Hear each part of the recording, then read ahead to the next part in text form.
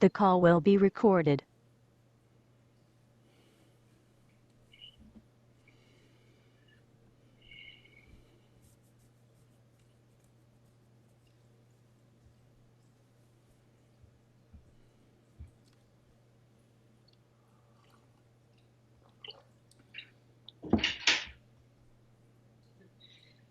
Sorry, Jade. Okay, I think we're good. You're good to go. Excellent. So I already started my video recorder, so I have your permission to record you, of course. And by the way, I was hoping I could order myself a t-shirt of Change for Animals Foundation, but you don't seem to have that, eh? We don't have the kind of, I suppose, the resources to have like stock and sending No, eh? out. I'm sure with a bit of help from Harry, we can absolutely get you get a t-shirt over to Canada just in time for your summer, which should Yes, be. because I usually like to wear the t-shirt of the organization I'm speaking with, but I can't really manage. I manage for HSI, and I have a No Dogs Left Behind sweatshirt, so I wore that. But if you could get that to me, it's great because you know what I found is like people ask you questions. Like when you're wearing that kind of t-shirt, they're like, "What is that?" And it's a good way to open their eyes on the issue and your work as a nonprofit. So I like it. Yeah, really, we're not very good at kind of logoing ourselves because so often things just happen in the sphere of the moment. And someone like Jill, who obviously you've spoken to, she's amazing. I see Jill kind of in a social capacity as well as a working one, and Yes, she's always got these beautiful. But their t-shirts are beautiful. Like Animals Days, it has yes, the lovely kind of Moonbear Crescent t-shirts and things. yes. It's You really could nice. take a lesson from them. Well, I love what you're wearing, so we're all good. So you looked at the question, so there's no surprise. If ever there's a problem, you need to go to the bathroom, let me know. I can edit anything out. So that's the beauty of not being live. So, all right. Yes, So, with all the coffee I've been drinking since about 5 this morning, that's good to know. yes, no worries about that. Okay, so I'll start by introducing you and then we'll go through the questions. Okay. So, with me today, I have the pleasure of speaking with Lola Weber, Director of Change for Animals Foundation. Change for Animals Foundation works to achieve impactful and lasting change, tackling some of the most pressing animal welfare issues of our time. Their mission is to create an environment where no animal needs to be rescued in order for them to have the freedom to live their own lives free from cruelty, exploitation, or suffering. Their work is focused on three main areas: ending the dog and cat meat trade in Asia, wildlife in captivity, street dogs and cats, pony welfare in Cambodia, which they do in partnership with the Cambodian Pony Welfare Organization, and providing behavior support for adopted dogs, which is a very important aspect. So their patron is none other than world famous British actor, animal lover, and vegan Peter Egan. So welcome to the show, Lola. Thank you so much, Jade. It's great to be here. Well, I'm so glad she accepted my invitation to be on the podcast because your work spans many areas of animal welfare, but the dog cat meat trade is one of the primary focus of your work. You've been doing this for many, many years. And I'm sure everyone at home is as eager as me to find out about the work you've done over the years and if you've seen any progress, the countries you work in. As I understand, there's different issues depending on the country. But before we delve into that, I always like to have a little bit of a background history on our guests. So if you wouldn't mind letting viewers at home know a little bit more about you, like where were you born and raised? And did you always love animals from the get-go as a child? Did you have family pets, for example? Yeah, so I I was born in Brussels, in Belgium, and but my was British. And so as well as a brother and sister, we always grew up with dogs, and so have had dogs in my life literally since the day I was born. And they were probably, they were always grew up with them being my best friends. And for as long as I can remember, I it was a kind of a childhood obsession with my dogs, kind of, always worrying about them, wanting to kind of give them good days, taking them out. Like they were always such a focus of my life growing up as a kid. And I always joke with my brother now because I used to leave half my pocket money under my dog's like beds, and it used to grow. And I don't know what I was thinking, but it never occurred to me that neither of my dogs were kind of getting up and spending this money. Kind They of just didn't need the money. They just needed hugs, right? but it kind of felt fair. It's like, well, me and my brother and my sister kind of get pocket money. It's only fair they. Oh, that is so cute. So your I sorry, sorry, I carry wanted on. to ask you. So your parents, you were born in Belgium, but you quickly moved as a child to England, or? No, I did most of my childhood in Brussels, and Oh, so okay. the very kind of, never. I actually have probably only lived in the UK. It's probably the place I've lived the shortest amount of time, Okay, but even your though I. parents were British. Okay, so they're for the accent, because I like you don't sound like you're from Belgium. And Yeah, I'm British. and Yeah. your parents loved animals. Obviously, they had them from the early years as a child. Like, you have how many siblings? One brother and one sister. I'm the youngest, You're the and youngest, the so my baby of the parents. family. Well, yeah, the best ones. Yes. But yeah, my family always liked animals. Kind of my dad especially always really liked the dogs, and I always remember as a kid would, going on lots of long walks with the dogs, and would take the dogs for a walk to the local kind of ice cream shop, and we'd always get an ice cream. Dogs would always get an ice cream, Oh, and very they sweet. definitely liked animals, but it wasn't a kind of all of my family were, I was born into a meat eating family. And I remember it was Yes. when I was 7, I remember it was the first time it kind of occurred to me to ask what chicken was, in a kind of an English family, you have roast chicken on a Sunday. And I remember at about 7, it occurring to me that maybe this chicken was the same as the chicken, in kind of books that you kind of read about and kind of see pictures of. And I remember as a 7-year-old being totally devastated to find out that, the chicken on the table was the same as the chicken, in all the kind of kids' books you Uh, read. And it was oh, a real moment of, and from that point on, kind of declared myself vegetarian and, never went back to meat. And I remember as a kid being so horrified. And at that point, I started like trying to, this was well before kind of Google days, but I remember kind of going into the shop and buying as many animal magazines as I could. And the more I found out about it, even from a really young age, I just remember being so devastated by it and so horrified. So I guess that's kind of where my animal welfare work started. wow.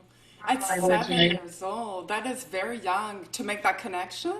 I think I've yeah. only heard of a similar story as yours, of a young girl that awoken to that fact, which is something that we miss. Like I grew up, most of us grew up in a meat-eating family, for unless we're 20 years old, which I'm not. But even so, it's like, I don't think at this stage we can say that someone was born and died a vegan. So not yet, vegan movement has gained a lot of momentum in recent years. Oh, But I became vegan a bit, much older than you, but I became vegan at age 15, and was from seeing slaughterhouse footage on a PETA VHS tape. So everyone at home knows how old I am, but there was no internet back then like you. Had limited information, but I saw the footage because my best friend at the time, her sister was a member of PETA. And she had given that VHS tape to her sister and said, "Oh, you guys should watch this. It's important." And so when 5 minutes in is all I could take, I was like devastated, a bit like you, to realize that this is what we do to animals and we eat them, and it really shocked me.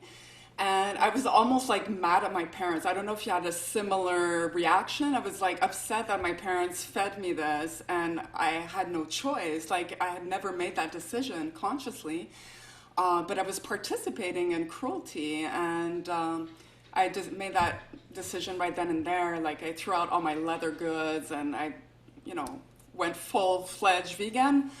And I didn't even know there was a term vegan. It was just like, I'm not going to be eating meat. And then I was reading their pamphlets because PETA had newsletters. And I was like, eggs is no good and honey. And so I kind of discarded all those, nutrients from my diet. But unfortunately, I became sick, and eventually I did have to incorporate eggs. But it's about 2 years ago that I recommitted to a 100% vegan diet because I found out about the dog cat meat trade.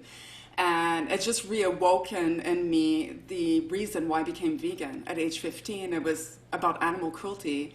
And I said, well, now is more of a reason than ever to become vegan because there's so much more information.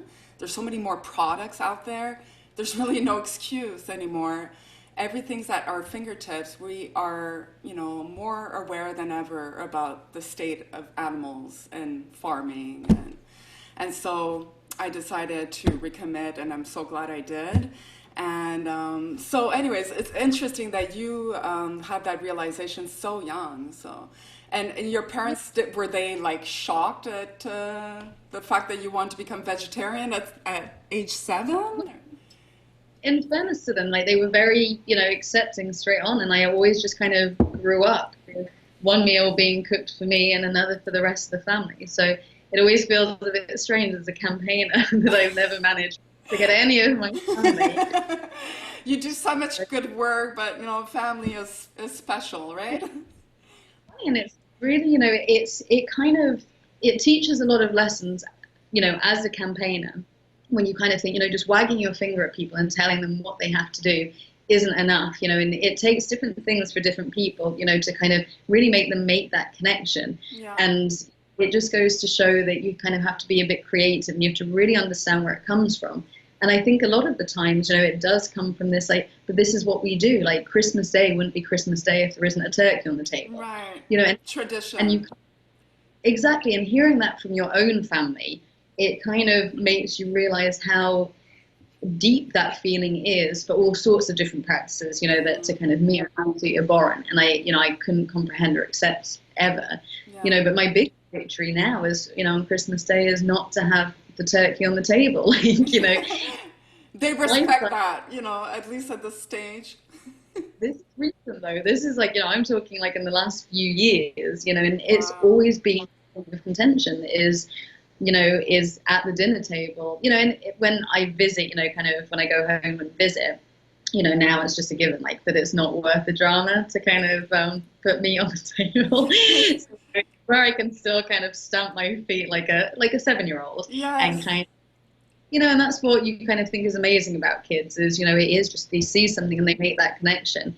And I remember as a kid growing up, I was totally fearless in kind of voicing my opinions and my horrors at certain things that, kind of people did, and I remember every weekend I kind of set up, kind of campaigning HQ in my bedroom. And, this was back in the days of a typewriter, not emails, and I remember typing these letters, to the likes of Air France, who I found out was shipping monkeys to laboratories in China. Wow. I remember writing to kind of companies that were selling foie gras, all these things.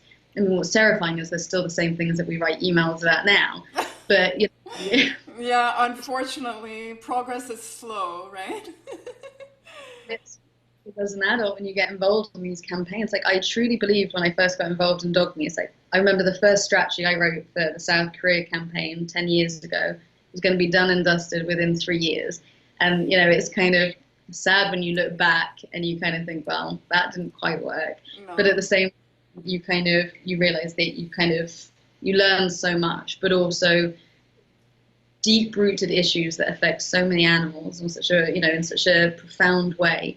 Normally it does take time, because there's such big issues, it's not a kind of win. It won't happen overnight, but I'm sure there's been progress, even though like there's small baby steps. I think Jill was saying you have to fight wars before you win the battle. I mean, there are many wars to be fought, but I guess we just have to keep at it, and you certainly are. And I also just think we truly, we need to take that time to celebrate those victories because, Yes. So much so difficult. But then you think, if we don't ever take time to step back and think, okay, this is a victory, for those animals for which, it's changed the entire world, it's the only victory they They ever know. need. And so you Yeah. think those animals celebrate. And I think, it's a bit like when you kind of rescue individual animals and, some people say, well, what about all the others? And I know that feeling. I always think, what about the others? But you think, you know what, right here, right now, for that Yes. animal, if it's a dog, you think the whole dog meat trade's ended for you. Your only job now is just to be happy and to live life. Yes. And, it is to stay sane in this kind of work when you are looking at campaigns where you think realistically we're looking at 10, 15, 20 years. I'm not talking about anything specific. I'm not being negative. I think with the campaigns we're going to talk about with the dog and cat meat trade, I think we can Yes. see huge difference, in kind of 2 years, 5 years. But, when you're looking at big change, you do have to look far and, You it have to see takes the big time. picture. And It takes time. exactly. So I'm talking about a world where CFAF has its, reaches its mission and vision, that's kind of quite a long way away. But in the meantime, we can have huge successes that will affect millions of animals every year, and that's always worth it, obviously. Absolutely. I'm just going to say something right now because it seems the video skips when the more movement we do. So I'm going to try to avoid doing that. And I guess I had one podcast with a lady in South Korea and she kept talking and moving her head and the video was like almost like not usable. So I I guess put my hands. yeah, Yeah, like no, I might I have to. I know because I'm very expressive too. I like using my hands, but we'll make an effort. So I guess, what about career aspirations? So you became well, vegetarian at age 7. You had that awakening. You always loved animals. Did you always aspire to be working with animals? I guess. Yeah, I've met a lot of people who, kind of said, oh, before I got into this, I used to be a teacher, I used to be a this or a that. And I kind of, God, like I've never had that. Like this is all it's ever been. And so I remember when I finished school, I went and spent a year in Guinea in West Africa and volunteered at a chimpanzee rehabilitation center. So it was chimpanzees that had been illegally caught from the wild, often for the pet trade and being sold internationally.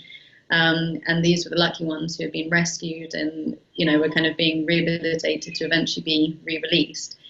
So I did that for a year. And then I reluctantly went to university. And I remember it was Ian Redmond, who's very well known. Well, he's mostly known because he worked a lot with Diane Fossey with the gorillas. And he's an incredible conservationist and, great ape advocate. And I remember being lucky enough to meet him when I was in Guinea. And he said, go and study, like knowledge is power. And that's always stuck with me. Very So true. yeah, and you kind of think you can't fight for something without, it's such an essential tool for everything that we do is to kind of have our own knowledge and to pass that on and to pass on the right knowledge. So I went back to the UK. Well, I moved to the UK for the first time and I studied zoology. Um, and then I was always restless at university. I wanted to get out and I wanted to do stuff. Yeah. So after I finished university, I booked a ticket to India, where I spent 8 months volunteering for different animal shelters, mostly kind of dogs and cats and donkeys, and I loved it. And then I again went back to go and finish my studies, I guess, and that's when I studied wild animal biology at Well, university. you have a master's degree, okay? So this is not like no small feat for you. I mean, you have a master's degree from the Royal Veterinary College in London, Right. right? Yeah. It was pretty cool. So it was a mix between the Royal Veterinary College and the Zoological Society of London. So it was a nice hybrid of kind of science with conservation and welfare, and a lot about disease. And obviously that became relevant, and that rabies has become such a big part of my life. Yes. Um, and basically, as soon as I finished my masters, I started applying for jobs. And my first job that I got was at what was the World Society for the Protection of Animals, and That's is right. now Protection. And I joined their companion animal team. And I suppose that was the beginning of the beginning for Yeah, you my worked for life. them for 3 years, and I think your work focused in South Korea. Is that right? Or Yeah, so the companion animal team that I was on, it was the kind of areas of focus was humane dog and cat population management, and that obviously included the Red Collar campaign, and also the dog and cat meat trade. And there were two main kind of campaigns. There was a South Korea campaign and the campaign to end the trade in dogs from Thailand into Vietnam, which at the time was huge. Like it was a massive trade. So what year was that? Like around what period of time was that? Was 2008, 2000, yeah, 2008. Oh, wow. Uh, So back then, Thailand had a large dog meat trade. I guess, it was huge. It was an yeah. export trade, so it was very much about rounding up dogs from the streets in Thailand and then sending them on these horrific journeys all the way from Thailand via Laos into Vietnam to supply the demand because Vietnam has a huge dog meat trade. To the point that needed to import dogs, and sadly that's still the case. There's a big trade in dogs from Yes. neighboring countries. Fortunately, that's one of the things we should celebrate is that trade in dogs from Thailand into Vietnam has all but finished, and so that's a major victory. And That's I can add, right. I think in 2014 they pretty much eradicated Thailand. That is the dog meat trade. I'm smiling because I'm seeing a beautiful little puppy in the back of you. If that's your little baby, it's one that's of your rescues, right? that's Kaya. I normally have all four of them. This is like my kind of hideaway in my house Oh to kind of. yes, they're welcome on the show anytime they want to come. When you have all four of them, is it becomes very chaotic. Oh So yeah, this they is they wrestle, I guess. this is my kind of retired dog Kaya. She's my eldest at 9. So Oh, she's she was rescued from what country?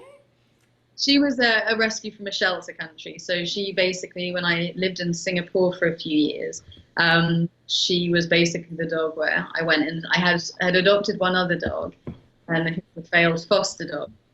And then I decided she needed a friend. So I went to the local shelter and I said, give me the dog that's been here the longest and no one else wants. And sadly, that was Kaya. And she's the most beautiful. And she's just the sweetest dog, Kaya. And but she was the dog who they said she had already been at the shelter for a couple of years. And, she's a kind of mixed breed street dog kind of. Yeah, she didn't have great prospects until you came along. She didn't, and so but yeah, so she's just lovely. So she's my Your little little resident. sweetheart. Oh, that's so Yeah. nice. So I guess now, you touch upon it quickly. I guess the Red Collar campaign that you worked, that was under when you were working for the Royal Society for the Protection of Animals. The Red Collar campaign was about dog calling, which is a practice that, I've only heard about recently in China. We've all heard that they do that often to contain rabies spread. Can you tell viewers at home a little bit more what that entails? What is a dog calling involved? Like, uh, what is it? well, well, culling is killing. Like so, it's Yeah. and it's brutal. And we here in Bali. I mean, less since COVID-19, but ever since rabies was introduced in 2008, and I've been living in Bali for 6 years now. They routinely do these awful culls, which obviously is totally against recommendations, guidelines, and any sense of animal welfare. But it often, again, going back to the need to really tackle the source of why these things are happening, culling often happens as a knee-jerk reaction. So there'll be a case of rabies, Yes. and that induces a lot of fear, which is understandable. Rabies is a horrible, horrible virus that's 100% fatal once the symptoms set in. And, it can be transmitted from dogs to humans. And it's horrible. So, you kind of understand the reality for people in somewhere like Indonesia, where if they get bitten by a suspect dog, they don't necessarily have access to, Medical to kind care. That's right. of. And so, they likely haven't been vaccinated because it's not that easy. And even if you are vaccinated as a human against rabies, you still need to kind of go and get treated with post-exposure prophylactics. And not everyone has access to that. So you can see that if someone in a community gets bitten by a rabid dog, you also get asymptomatic dogs who are carrying the virus before they exhibit symptoms. And that's where often the local authorities' reaction is just to do these mass culls, is to kind of prove the problem. Right. And it doesn't work. You can't cull your way out of a disease. It's No. not how rabies works. The Red Collar campaign was very much about coming in and doing mass vaccination. We know that mass vaccination in the canine population is the only sustainable way of truly That's eliminating right. rabies. Culling will never work. What you need to do is vaccinate ideally 70+% of the population of dogs. And by doing that, you create herd immunity, which in the current climate, people are probably more and more familiar with these terms. Yes, Things like, yes. More than ever. yeah, and the Red Collar campaign, it got the name because every dog that was vaccinated would get a red collar. And again, it was to kind of almost advertise these dogs a little bit as being, they're warriors. They're the kind of warriors that are going to protect the rest of the dog community and the human community against rabies. Because if you Right. get this vaccination number high enough, rabies can't survive in the population. Right. And again, we also have a way of mark these dogs, which is where the kind of collars come in, is that people can see that this dog is vaccinated and safe. And in theory, that kind of should protect them against, because also, culling is awful. The amount of cruelty it induces is, like in many places they use poisoning, in other places they kind of round up and like drown or gas, do awful things, shooting these Yeah, dogs. beat them. We've seen that footage of, authorities just beating the dogs to death and public streets. And my immediate thought is always like, if a child sees this, that is traumatizing. It's traumatizing for me as an adult, but a child is very influential, easily influenced. And what happens when you're at a young age, if you see this kind of behavior and it becomes normal, like it's like normalized violence, then that perpetuates the whole cycle of being desensitized to animal suffering, and it does no service to anyone, right? So No, it's absolutely true, and also if it needs to kind of become about humans again, you also think we know that a desensitization to animal kind of suffering very easily, it's a bit like cruelty to animals very easily leads to cruelty to people, and I think that's something that is very true. When we talk more about the dog meat trade in Indonesia as well, it's such open brutality yes. that kind of communities, like I've stood in markets with children kind of skipping through pools of blood because to them it's become so normalized. It's part of their environment, yeah. So, and you just kind of think, I can't even imagine the psychological damage that must do, really, to kind of witness and become, desensitized to that level of brutality. Yes. Well, so that campaign was in South Korea, or was it in another country? Local campaign. So that was international, and there were kind of target countries which would be strategic both from an animal welfare point of view and also from a lobbying point. And again, it was a great campaign because it's mass vaccination, it's creating these warriors. You celebrate the dogs that are being vaccinated. And it's also to your point about exposing people to this cruelty. A lot of the time, people's pets are being culled because these indiscriminate culls. Nobody's kind of taking the time to stop and and sadly, you can't do a test on a dog. You can't swab a dog and test for rabies. You can only test them, kind of post mortem. And a lot of the time in knee-jerk kind of reactions, people aren't taking quarantining a dog for minimum 30 days. Yeah, it's all fear-driven, and it's leading to a lot of mistakes, being made. So let's move on to your foundation, Change for Animals Foundation. I'm curious, you started that many years ago, I think, at this point. So what year did you start that? 2011. 2011, okay. And it actually came from our days at Whisper. So myself and three colleagues who all met at WSPA, we kind of different, kind of organizations take different routes and started dropping certain campaigns to focus on others, which is understandable. And, kind of you can't take on the whole world's problems, otherwise you spread too thin. Yes. But a lot of the campaigns that we felt very passionately about were likely, kind of not to begin it, the priority campaigns of the organization. So we put our heads together and came up with Change for Animals Foundation.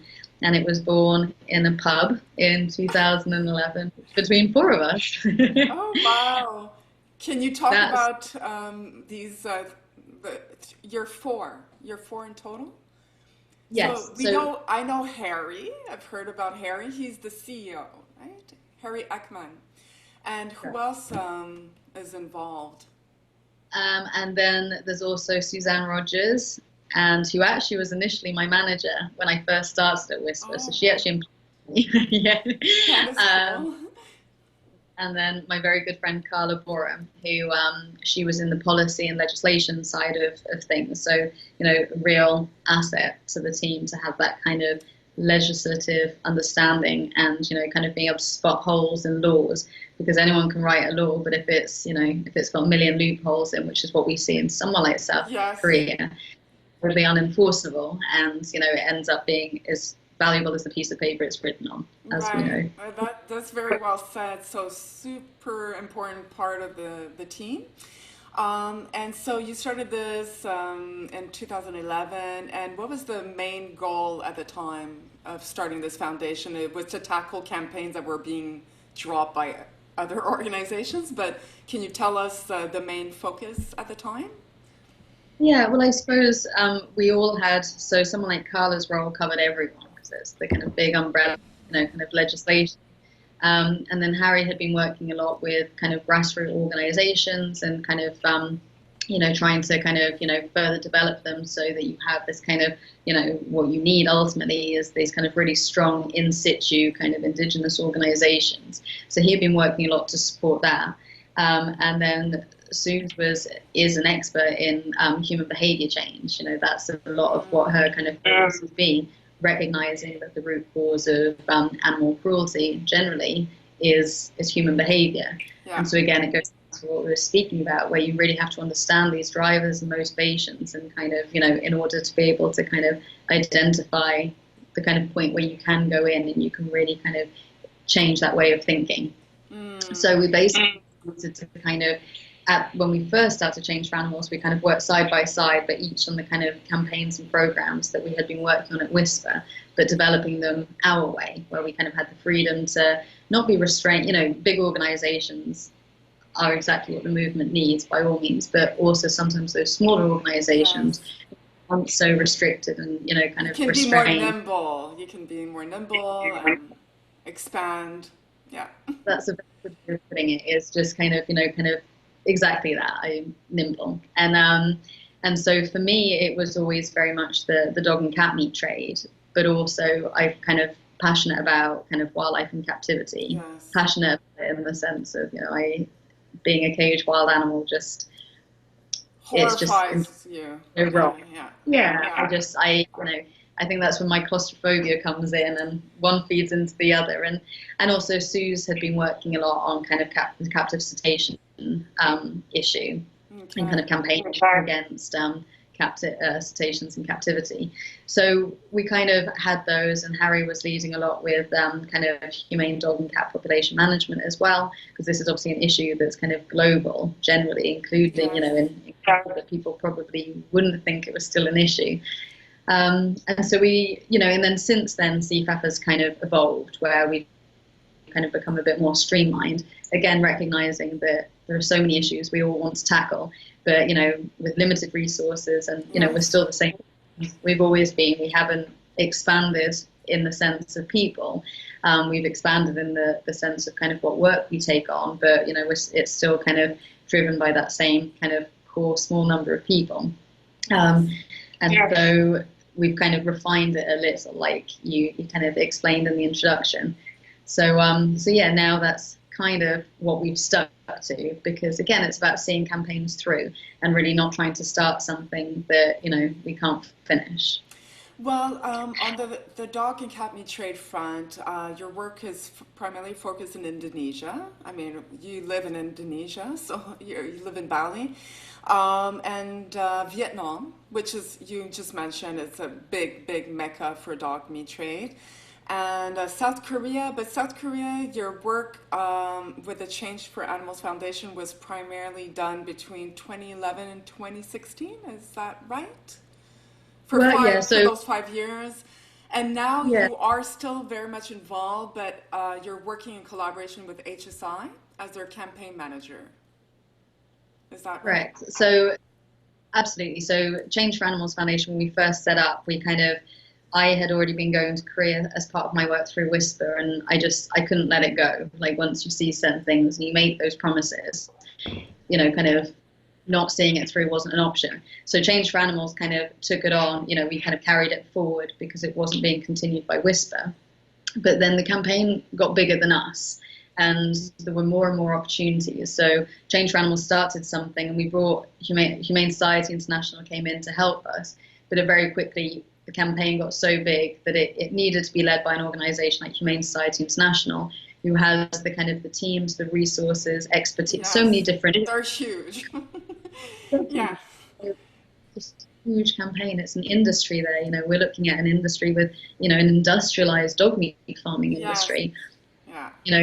Love and passion isn't enough. Kind of you absolutely need those things to drive a campaign forward, but you also need a huge, knowledgeable, and equally passionate team, which is where Humane Society Internationals come in. So I now work with them, and Yes. I don't ever, I could never walk away from the campaign, and so now it's a great kind of opportunity where Change for Animals can continue to invest our resources in the other campaigns, Yeah. and I can still kind of continue through with the campaign as part of HSI.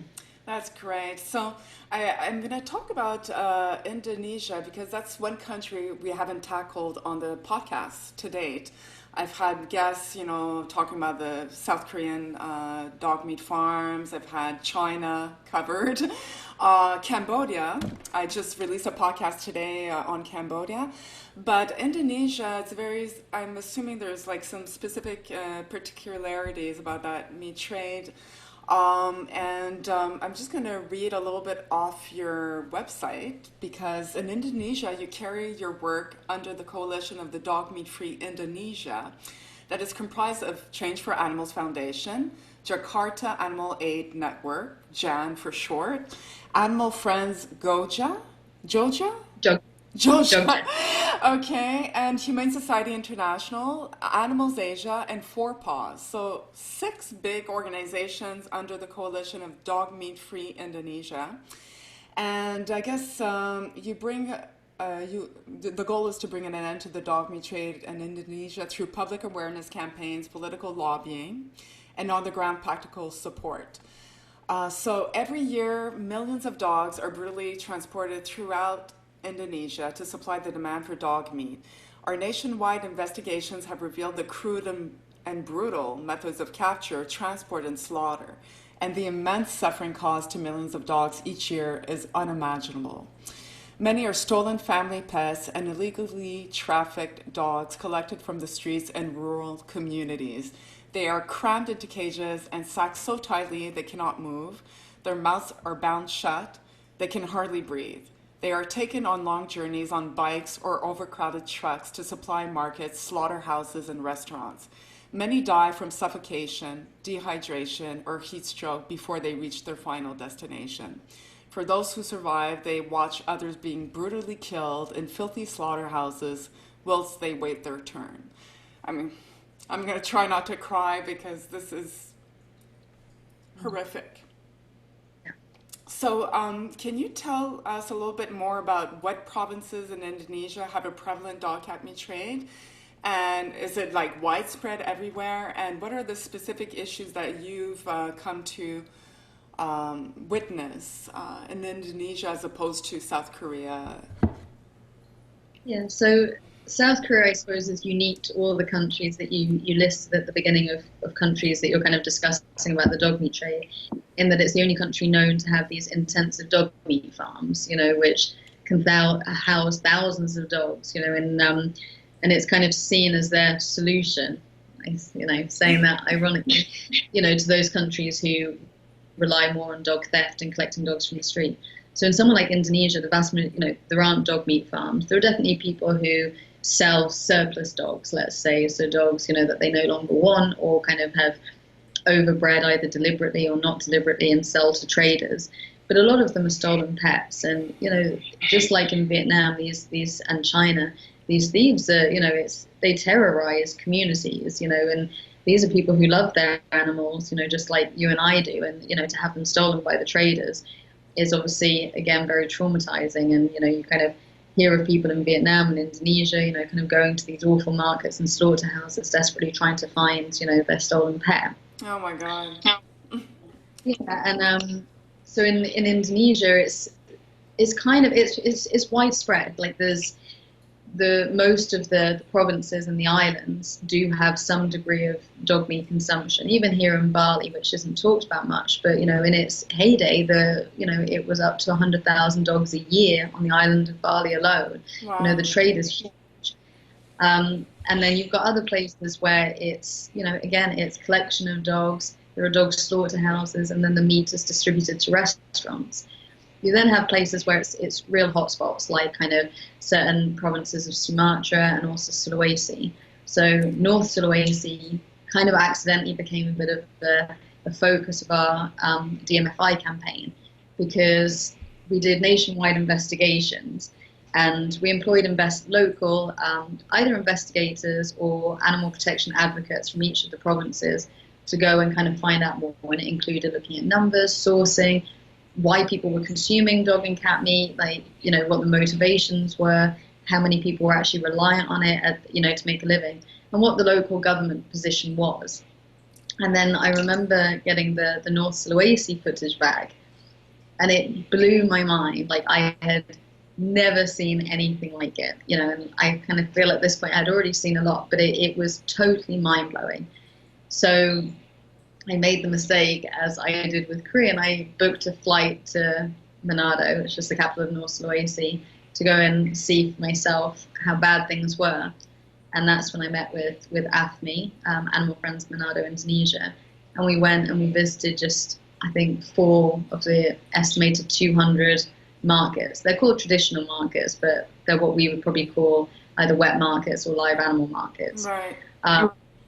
And it was the most surreal experience.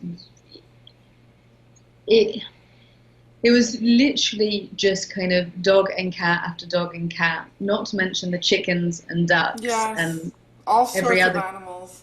Oh my goodness! Like, you kind of got pythons just hanging up. Kind of. I don't even know if some of them were alive or dead. You've got whole pigs being driven. It was truly like someone had written down my worst nightmare and recreated it. It was totally surreal. And these dogs were being bludgeoned. Same for the cats. They were being plucked out, bludgeoned over the head, and they were still writhing around. This isn't a public market, on the floor whilst they were being torched. And it was surreal. And it was probably the second most defining moment of my life, where you just think you can't walk away from that without part of your life mission to do whatever you can to bring global attention to it and opposition, and try and get that support from the on the ground groups who, have obviously been documenting this for years, but need help finding that platform to put it out there. And so that's kind of, all these things often happen by mistake, but it was so extreme. And, someone like North Sulawesi is an extreme province when it comes to the dog and cat meat trade. Other places, and when we show this footage at government meetings or, kind of when we're doing veterinary training or various different kind of stakeholders, they are totally appalled by this. This isn't considered normal in Indonesia. And, a lot of the government officials will say, well, we can try and end dog meat, but what about Manado? And that's the capital of Sulawesi. It's like they'll eat anything.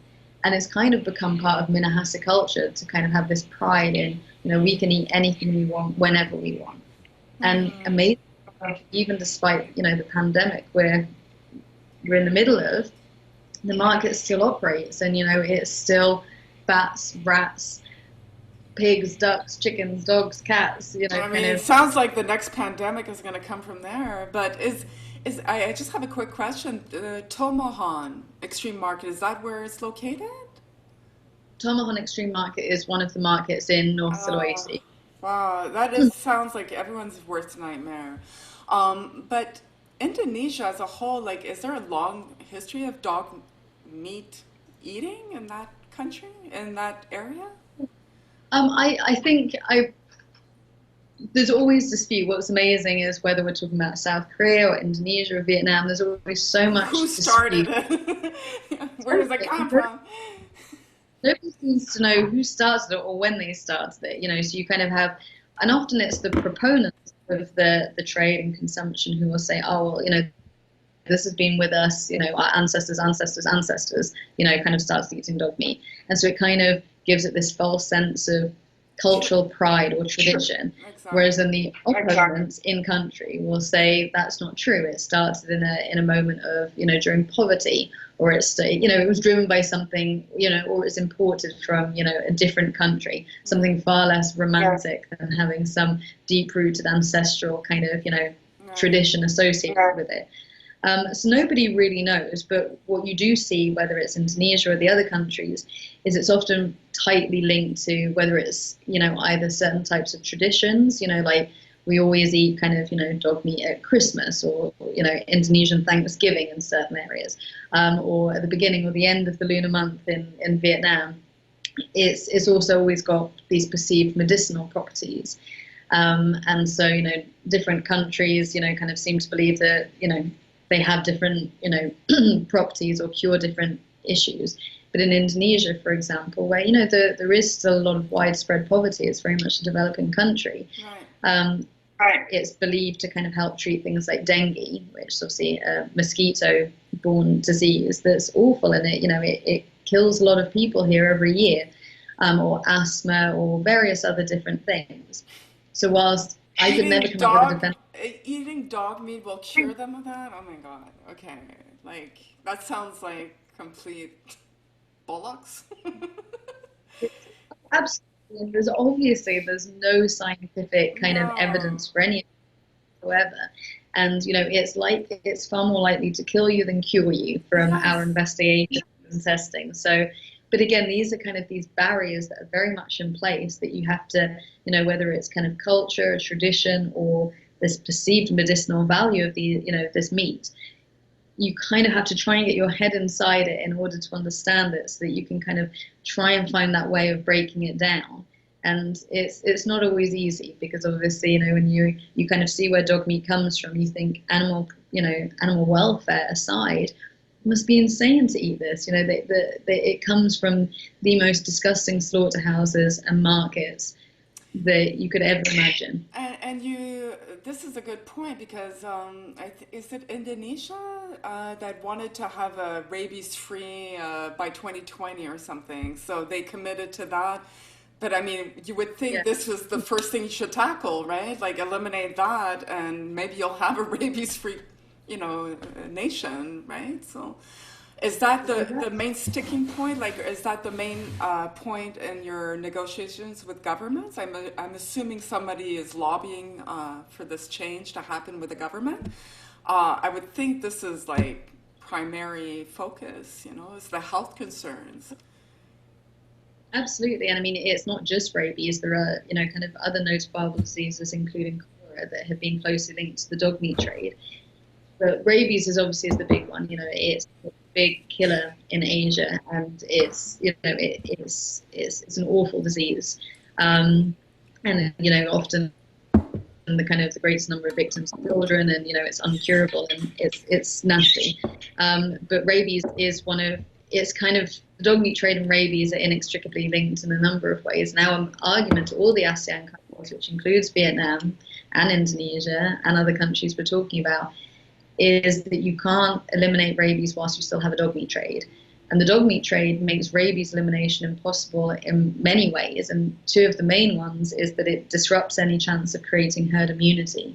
So you might have one community and one governor who's committed to eliminating the disease. But as long as you have that disruption of the population, which is kind of number one guideline of, kind of the OIE, FAO, WHO, is you have to have these stable dog populations. And obviously, if you're moving dogs in and out of unknown disease and vaccination status, you lose your vaccinated dogs and you risk bringing in kind of infected dogs. And then also, obviously, you have this mass movement where, you would never, normally for notifiable disease, kind of losing. Like hundreds of thousands, if not millions of dogs every year. I kind of lost a Is it little bit that? of what she said. I didn't catch. I don't know if you can repeat just that last sentence because we lost some of. We're having a. You are far away. It's okay. If you can just repeat that last sentence you were saying, so about the rabies and how it's impossible to eliminate rabies while having a dog cat meat trade. I would assume, like, is there anyone, I don't want to, like, I don't want to say something I shouldn't say, but somebody in government should be intelligent enough to understand this and to take it seriously. So why are they still, it's so hard to eliminate that trade from those countries. Why are they so obstinate in keeping it alive? Is it a money thing? Is it a money maker for a lot of people? Like what do you think is this? It's a really good point because I don't know the answer because the dog meat trade costs these countries far more than it brings. So in somewhere like Indonesia, the numbers of dogs we're talking about is huge. But at the same time, it's like less than 7% of the population that is consuming or participating in the dog meat industry trade in any way. However, it's not even only that own country, it can risk becoming a far wider international problem. But the whole country's attempts to eradicate this awful disease are totally thwarted by the dog meat trade. So I absolutely, and that's one of our main arguments is this can't be down to personal choice. This can't be down to cultural preference Right. or anything like that. It's a national health issue for these countries. Yes. In some cases, a kind of an international one where you have dogs moving between different countries, as is the case with Vietnam, China, etc. And yeah, you look at the societal costs as well as the economical impacts because they pass on, right? As in, it's not just the treatment of these patients. You also then look at the impact it's having on stopping people from going to work. You look at kind of its cost to international reputation, and all of these become huge kind of economical factors that Right. a government shouldn't ignore. And we've gone in and we've worked in Hanoi, for example. We worked with the Hanoi government to go and do rabies sampling in dog slaughterhouses there. We went to the 4 biggest slaughterhouses serving Hanoi with the government authorities to collect brain samples. We found that 1 in every 100 samples collected tested positive for rabies. I mean, that is that's just, and then, if you extrapolate that, take that through kind of wider, 1 in 100, this should be something that, closes these slaughterhouses down Yeah, you now. would think. You would think. And I think the problem is it's such a sensitive issue, in these countries because it is divisive, it is, emotive, is I think no government wants to tackle it. And, you're never going to get 100% approval, whichever way the governments go. But at some point, as a government, you have to prioritize the national interests and not individual interests. So Yes. I couldn't tell you such a kind of, if the laws that already existed were truly enforced, we would be talking about a fraction of the scale of the trade than we are. We wouldn't be talking about millions of animals. We'd be talking about thousands of animals, because you're always going to have these harder to reach kind of trade routes. But if people were actually abiding by the law, and that's where these trades, they rely not only on illegality, but on the fact that they know that these laws aren't ever going to be enforced. I think it's so strange to me, not having your experience, of course, but you talk about China, it's a fraction of the population that eats dog meat. Indonesia, you just mentioned, it's a fraction of the population. And South Korea, same thing. But yet it is being maintained alive for, I can't figure out why they're so obstinate. I know I spoke to people in South Korea and it seems it's more of a tradition there with older generation, older generation, especially men. And people in government, they eat dog meat. So they're not gonna, fight to end something that they willingly participate in. They have a taste for. So for them, it's like, oh, don't take away my right to freedom. I should have the freedom of choice. But it doesn't make sense. Like you just mentioned, all the economic impact that this trade has on their country, the health risk. We've just seen what a virus that turns into a pandemic can do.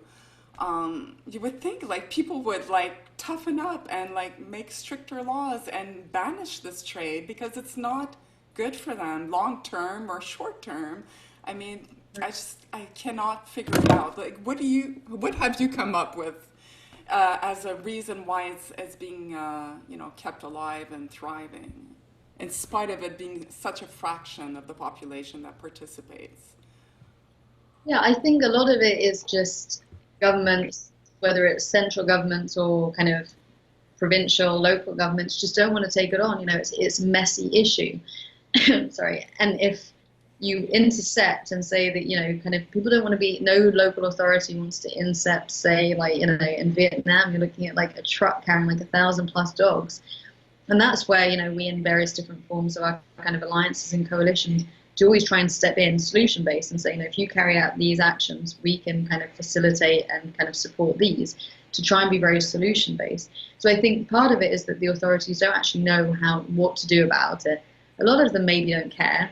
Say maybe. A lot of them don't care. Right. It's just not a priority. It's not a priority. And also, right, and I think a lot of people, until, people start dying from eating dog meat, I don't think they can make that connection, right? It's like even with someone like Tom on Market that's still in operation, despite everything, it's a bit, the attitude of people who are interviewed there is like, I don't know anyone who's kind of caught with coronavirus and died, so, I'm going to keep doing something that I've done for years and years and years. And I think the risk is, and it's very difficult as campaigners because you have to kind of do that, kind of get that right balance of you don't want to kind of make it a bigger issue than it is because you kind of draw attention to it, right? And so in South Korea, kind of back in the 90s, it was already rapidly decreasing in popularity, like it wasn't so popular, but then kind of leading up to the kind of the FIFA and things, it became an international issue where international people and governments and authorities started coming in saying, oh, you really need to get rid of your dog meat, we don't like it. And then it became an issue of Korean pride that it wasn't before, but people become nationalistic. It's like, you don't get to tell us what. Yeah, this is our. So they're stubborn. Right. And it kind of then all of a sudden became this kind of symbol of Korean pride that it hadn't been before. Unfortunately, I feel like we've recovered from that kind of bad move, kind of.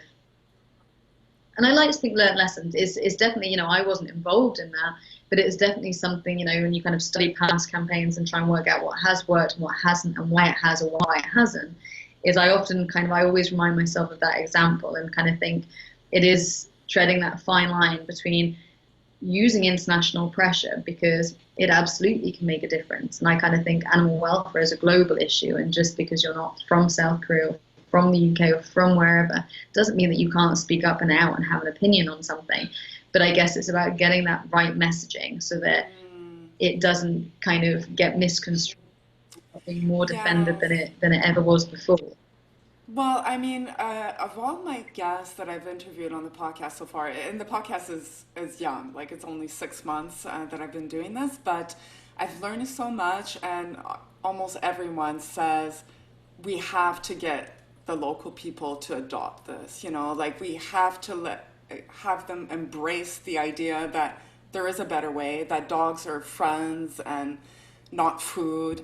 Until it's embedded in their culture and that they spread this mindset, it's going to be very difficult. And a lot of them spoke about like getting local celebrities to do campaigns to support the idea that eating dog meat is like, it's not cool. Like if you're eating dog meat, you're just not with the times, like it's outdated. It's and I think that's obviously important because, it has to come from them, like it's going to be very difficult if it's other countries like saying, no, you're wrong. And, that whole judgment, the immediate reaction for anyone being shamed or blamed, it's going to be defensive reaction. And Sure. so then nothing gets done because you're just kind of fighting and and pointing the finger and nothing gets resolved. So I just wanted to touch upon, I believe you did a documentary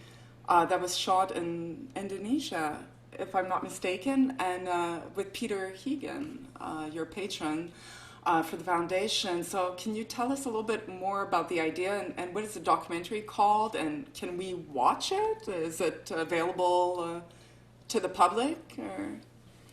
Yeah, absolutely. So I believe it's called The Long Wait to Die, and it was filmed by Andrew Telling, who's a brilliant British filmmaker. So himself and Pete Regan to we went to Tomahon Extreme Market and a couple of other markets in Sulawesi, and it was March last year. And again, the idea is just to kind of keep trying to shine a light on the issue. So to kind of just bring as much of an audience as possible to kind of keep putting it out there. And it's difficult. It's about trying to find the right ways of putting it out there and to kind of reach the right people and with the right messaging. Peter and Andrew came and they saw it for themselves. We met with the local government whilst they were over. Frustratingly, they kind of had told the traders basically to behave. They knew we were coming, and I had been there maybe a couple of months before that, and everything was business as usual in full flow. And then they knew what day we were going, and we kind of told them, because also things can get heated. I've never had any problems directly in Tomahon Market, but it's quite an intimidating environment to be in. Yeah. And the times I've gone gentle, we have had some kind of what's the word, like pushback, kind of local. Yes. Yeah, and so we normally kind of go with someone who knows the traders a little bit, who can kind of basically, do the whole kind of just back off, let them, be the do what they're doing. Right, and just like kind of just, leave them alone kind of thing. And, it's amazing because we filmed we've never been able to use it because it's just too graphic. But we filmed a virtual reality experience. This is how open it is. We put a kind of 3D recording camera right in the middle of the dog slaughtering area of the market. And the idea was to create this virtual reality experience where, it's a bit like, to reach as many people as possible, to truly try and, imagine what it's like being one of these animals and kind of what it looks like in these markets. But the problem is it's kind of too graphic. Most people, it was something that I had done on a dog meat farm in Korea a few years ago. But a dog meat farm in Korea is kind of easier, and that basically it's the sadness of the environment that you're trying to portray to the kind of the participant. Whereas with Tomahon, it's like a horror show, and you kind of think you could actually expect or ask or want children to experience it, to try and make them feel something or care. Might so be extreme. Too shocking. And it's called Yeah. Right, and I mean it's called extreme market for a reason, and it's extreme because of the variety of the animals that are there and the kind of the live killing of them, in situ. But Peter and Andrew came to try and kind of, capture what was going on and to kind of capture these promises of change that were coming from the local authorities, and so we kind of went, and one of the markets was still kind of in normal business operation, which is where, if you watch the documentary, we see that we end up leaving with 4 dogs. Yes, I wanted to ask you about those 4 rescues and how that came about. Like, obviously they didn't just hand you over the dogs, or did you have to buy them, or like how does that work? Well, I've never been to a dog market or dog farm and not left with at least 1 dog. So it's kind of, I always just think, if we can just make this end for you here and now, why wouldn't we? And in Korea, in Korea, normally the farmers will give you a dog, whereas in Tomahon, I buy them. And, so it's definitely not the solution. And there's a lot of people who would be critical of the idea of going in and buying dogs because it isn't the solution. But you're not buying 1,000 dogs either. You're just making, they're becoming an ambassador for the cause. So I think that's...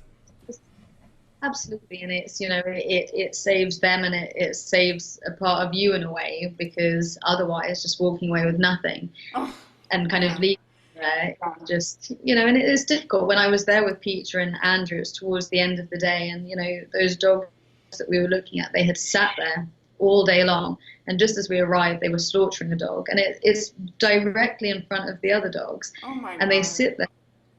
The dogs all have blood splatterings on their faces. It's just it's most surreal, unbelievable scenes, these markets, and so there's no great kind of victory on for the campaign, but for those dogs and our sanity, it kind of gives you that kind of that brief reprieve, which kind of makes you able to find it in you to kind of keep going At day after least we day. saved 4 dogs, that's right. Like, you need to calibrate, like, this is so harsh, this is so scarring what you witness in firsthand, Right. that you need something to hold on to for hope, like, I can Oh imagine. my God. I think I've spent more money in Tomahawk Market than anywhere else in my life. I think you I got couldn't even tell. ducks too. Is that where you had We, a couple oh my ducks? God, we was dogs, about 5 cats, 3 ducks, and 2 chickens. I think is what we walked away from, and yeah, And, and uh, it is a and mistake. and these animals are living But with you now, or where did they go? I Well, I wish they could come and live with me. The One of the laws that's so relevant to the dog meat industry in dog meat trade in Indonesia is that it's actually illegal, based on their national rabies laws, to move dogs between provinces. So you can neither move a dog from a rabies-free province into a rabies endemic province, or vice versa. So North Sulawesi is rabies endemic, as is Bali. So you can't take dogs out of a rabies endemic province, which means that and it's one of the real difficulties, and it's frustrating because the traders aren't playing by this law. We know that the majority of the dogs now, because they've run out of dogs in somewhere like Manado because the demand is so high, they're bringing dogs in all the way from South Sulawesi on like hour journey. Can you But imagine but being you transported? can't bring a dog out, but they can, of course. For sure, but it's different rules, right? Yeah, And it's just, it's a real shame, because they'd make the most amazing ambassadors, because these dogs are truly incredible. I mean, some dogs, whether it's a Korean dog or an Indonesian dog, sometimes they can't come out of it. And, we've definitely had dogs who just can't be okay. And, you have to adapt a life around them, with their adopters or their kind of, their right. future homing, to kind of accommodate that level of trauma. But the vast majority of them are truly incredible. They come out of it, and they recover, and they're joyful, and they're happy, and and so it's a shame that we can't get them out to be these ambassadors globally, because once you've met one of them and you know where they've come from, they're just the most incredible soul. Oh, I think they So they these dogs are they stayed with one of your partners, right? They stayed in that area with someone that you work with. right. Okay, Yeah, so in North Sulawesi, they stay with Animal Friends Manado, Indonesia, which is the only animal shelter slash sanctuary in the whole province. right. In other cases, we've rescued dogs in Java from dog meat traders in Jakarta. Then we rehome them with families, because there's a greater adoption possibility in somewhere like Jakarta. And we have a local member of DMFI there, Jakarta Unlaid Network, and they run an amazing adoption program. So, we have dogs who've been rescued from that province who we can kind of, we rehome. In North Sulawesi, it's more difficult, and it's sometimes it's difficult to find the right families, but also into homes where they're not going to be stolen again and sold back Yes. to market. And that's a huge difficulty and challenge for AFME, who kind of work 24/7 to keep their animals safe. That's right.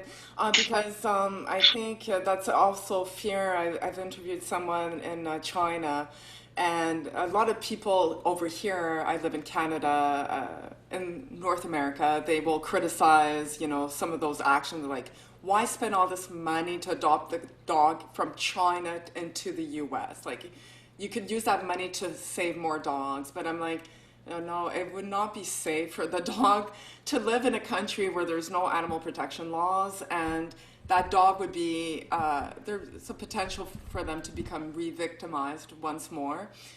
We know that pet owners are, I mean, pets construe a large portion of the dogs that are victims of this trade.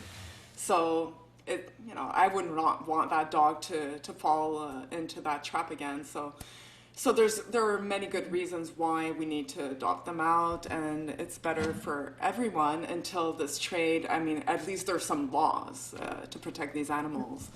So In all countries, there are so many. There's already such a high number of dogs in shelters, and kind of needing their forever homes. yes, That it's ideal for us to come in and to kind of buy 5 dogs from a market and put it into a shelter, because for the shelter as well as for that dog, the options aren't huge. no, Whereas you can do international adoptions. You kind of, we hear that a lot because obviously in South Korea, we rehome thousands of dogs from South Korea into the US, Canada, yeah, and a few into kind of Europe. But the reality is people who often take on those dogs, they want to do something for that dog. yeah. And also it's pressure off any shelters or kind of potential homes in those countries where there are people ready and willing in other countries. And I always just kind of think, why would you get angry when someone wants to help a dog? Who cares if it's a dog? Exactly. Thank you. Always is ready to love that dog and Yes. give them. And like, let's face it, I mean, there's a lot more resources and wealth here in North America, especially the US. It's a huge country. The possibilities are much bigger than in those countries. So I know that we're going to be running out of time soon, so I do want to touch upon the Vietnam, the work that you do in Vietnam. And so Vietnam, from what I've read on your website, there's like 5 million dogs that are being slaughtered for human consumption each year. It's a big market, and it sounds like almost bigger than South Korea. Is that correct? Yeah. I would definitely, yeah, and I'd say it's different as well. It's like someone like South Korea and Indonesia, the average South Korean and Indonesian you meet would be as horrified as you or I. They definitely don't consider dogs as food. Whereas Vietnam, again, there are many, many, many people who are as horrified as we are, and some amazing local groups and activists. But it's far more entrenched. Like if you kind of walk around the streets of Hanoi, you see it very widely advertised. Oh, yes. And dog and cat meat in Vietnam is huge. It's very entrenched and is incredibly prevalent and incredibly brutal. On that note, I know that Soy Dog had, it's probably still out there. They had a whole campaign letter for Formula One to make a public statement because the Formula One race was supposed to be held in Hanoi. I think it was April 22nd, the original date. I don't know if it's been postponed or if it's been canceled. So he was saying, John Daly, that it's a huge market, Hanoi. So it would be the perfect time for someone to speak out. And luckily, we did get Lewis Hamilton to speak up for the dogs in China. He made a public statement, and we were all like, going crazy over that because we need more people like that, public figures that people look up to make a statement like that, so that it exercises a little pressure, So in Vietnam, you work with another kind of alliance of many organizations, namely yourself, HSI, Animals Asia, and Four Paws, under the umbrella of the Asia Canine Protection Alliance. And so it's great that you guys work together, because that's what I always thought. Like, if we're going to put an end to this trade, we need to work and rally our resources, right? So can you tell me a bit more how that, alliance came to be and how you became part of it, and what your work entails in Vietnam as opposed to Indonesia? You have about 10 minutes to tell us this. So ACPA was founded in 2013 And again, it kind of came from the same reason as Dog Meat Free Indonesia Coalition is Change for Animals is very much about building alliances and coalitions because I think we have, a lot of passion, like, a huge amount of determination, tenacity, and all of that. But you really show your force and your power by, safety in numbers and kind of bringing those groups together. Yes. So it was a matter a bit like when we set up DMFI, it was about looking at which groups are working there and which ones have an interest in working there and have the expertise and resources to really try and kind of do long-term campaigns, not do flash pan campaigns of seeing something, thinking it's awful, jumping in and then jumping out again. So that was kind of how ACFA was born in May 2013. And again, it's not dissimilar to how DMFI works in that a lot of, the messaging is very similar as well. It's looking at kind of the illegality of the trade, the cruelty of the trade, the risk it poses to public health and safety. Pet theft is a massive problem in Vietnam. You also have that, cross-border trade. And so again, the key messages are very similar as well. So kind of that's where Indonesia and Vietnam have a lot of kind of crossover. Obviously, the drivers are slightly different, and it's a different culture that we're working in and a different dynamic and relationship with the government.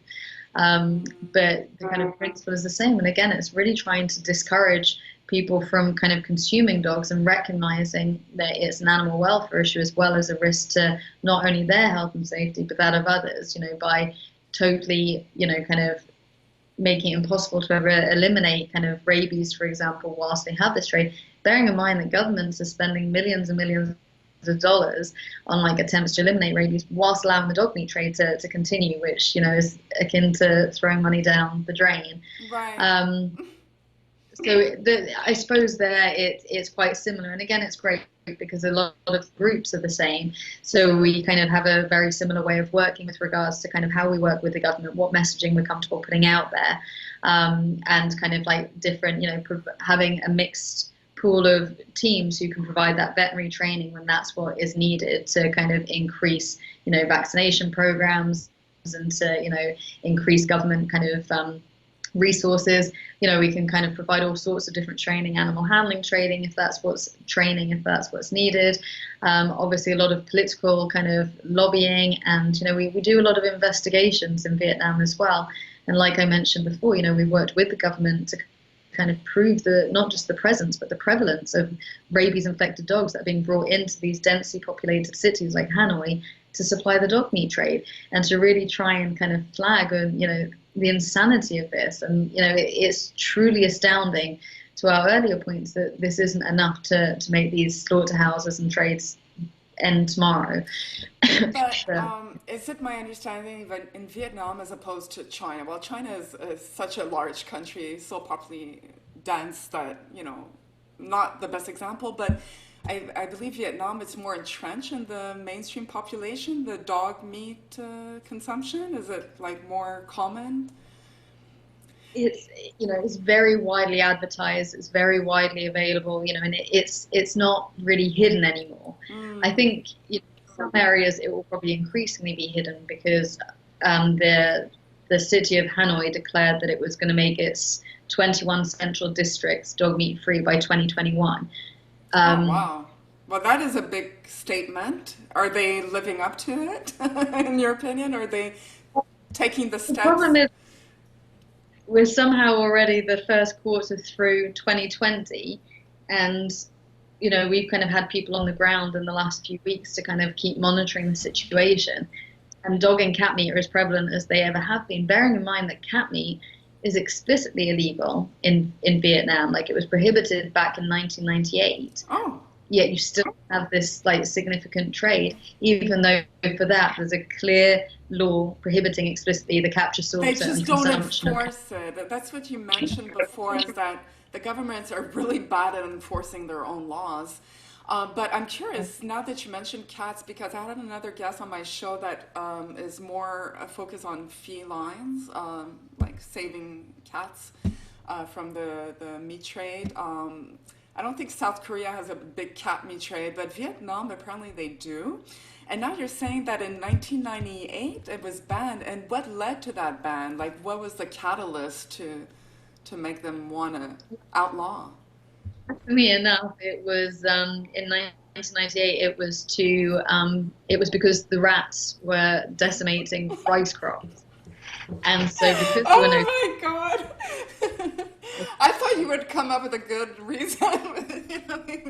Oh my God. of course it worked. I often have, we have discussions.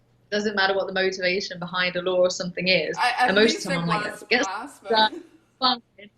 But it's not being enforced. But at the time, it was because of it was kind of it was a method of pest control because the rice crops were being destroyed because the cat population had been destroyed through the cat meat trade. oh my But God. having said that, is huge, and it's something. It's our next big campaign plan is working in partnership with Four Paws International, and we've done our investigations, and the scale is phenomenal. The cruelty is unimaginable, and and cats often, it's often the dog meat trade, and I get why, because also Change for Animals is the same. We're predominantly talk about the dog meat trade because, to your point, it doesn't really exist in South Korea. And in somewhere like Indonesia, it's very specific Yeah, it's not to a as handful of rampant. provinces. It's not as rampant. Yeah. It's not as rampant, and it's far smaller in scale than dog meat. But Vietnam's cat meat trade is it's unbelievable. The kind of the drowning, the beatings, like it's so prevalent and it's so readily available despite it being illegal. And And and it's frustrating if it's illegal and it's like this. What hope do we have with the dog meat trade? that's very true because you're working so hard to outlaw dog meat, but then you're like having an example of cat meat being outlawed and still makes no difference. It's as big as ever. So that's a little bit discouraging, but we'll try not to focus on that too much. But my guest had told me that basically cat meat in Vietnam is what dog meat is to men in South Korea. So it's for middle-aged women in Vietnam. Apparently, it's good for their longevity or their to keep them rejuvenated. They make like a potion or something that I don't know if you've heard the same story, but this is what she was telling me. It's an elixir, and it costs a lot of money, and middle-aged women consume that. Yeah, Is there any truth to that, or? we haven't really come across it. There's definitely this, like, our investigations have definitely shown this kind of, again, like dog meat, these real connections between dog meat and perceived health properties. And cat meat is, whether it's Vietnam or China, it's very kind of similar. But yeah, we've also definitely come across a lot of kind of cat potions, so to speak, like make cat balms and all sorts of things Oh that my probably cure God. anything from allegedly from arthritis down to, you know, infertility. Unsubstantiated claims that it's gonna do this and that, and it sounds like hocus pocus to us, but some people they just were raised to think this, and it's a strong belief in them. So that's I guess why they keep consuming it. Oh my God. Okay, so in Vietnam, I have to ask you because I know that we're running out of time, and I wanted to know, in your opinion, you've worked like how many years have you been working in this dog cat meat trade cause? It's probably, Too many I years. think we're maybe definitely too many years. I think this is year I 12 year 12, I think.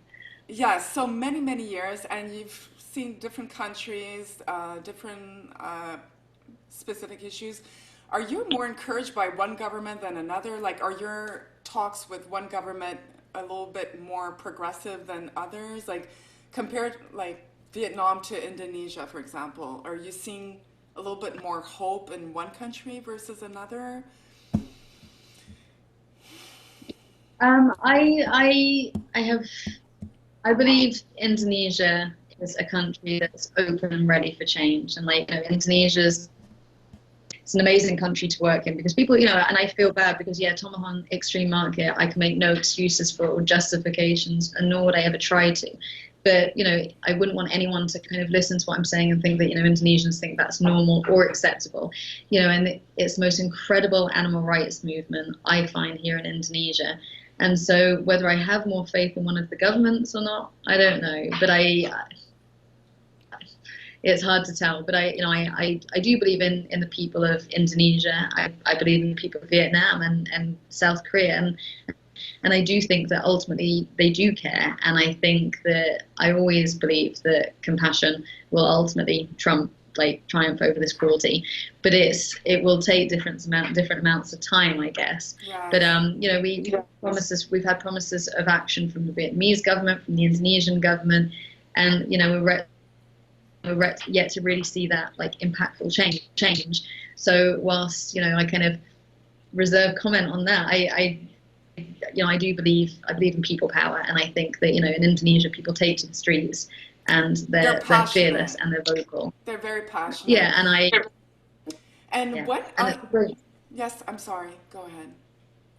No, I was just going to say it really is great to kind of be part of the movement here in Indonesia. It's dynamic and it's passionate and it's determined. Oh, well, that's hopeful. But I think Indonesia too, they depend a lot on, it's a big destination for tourists.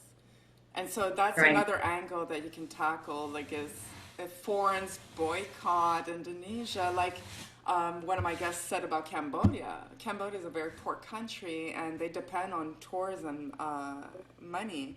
And so if we would, collectively boycott tourism in Cambodia, for example, then maybe changes would happen.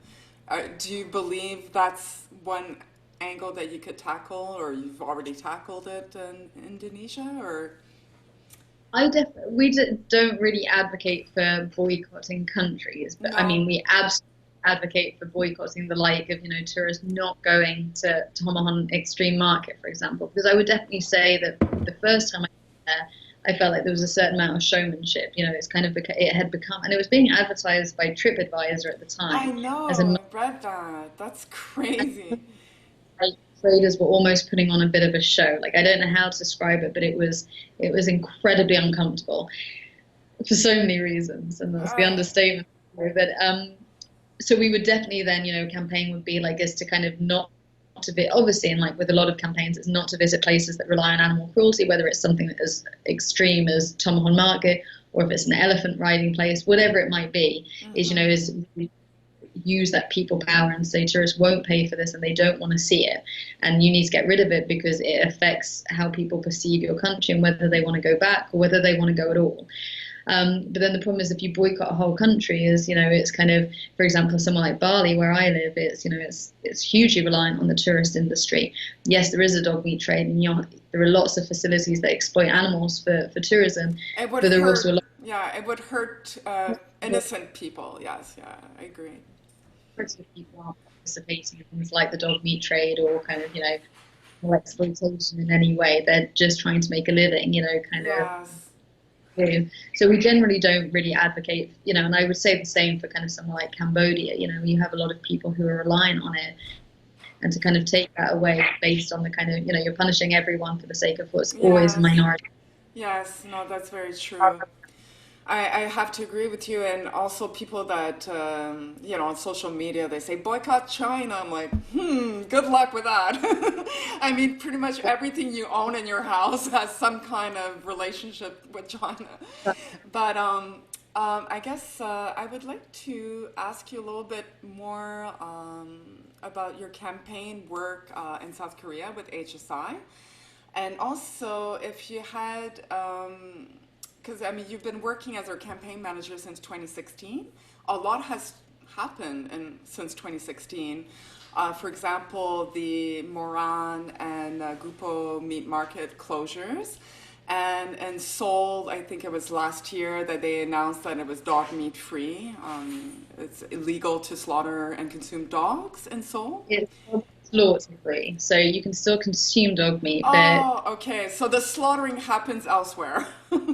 There's dogs slaughter free, but I suppose rather than it being the hugest victory, because if the numbers aren't changing and the same number of dogs are being slaughtered just in different places, it's, from an animal point of view, it doesn't really matter. But it's a very symbolic statement from the mayor of Seoul, bearing in mind that he's probably the second most powerful politician in the country, Yes. to be committed to making his city dog slaughter free. You know, he can't make it dog consumption free because there'll be kind of, you know, I imagine there are kind of restrictions on his legislative power to kind of do something.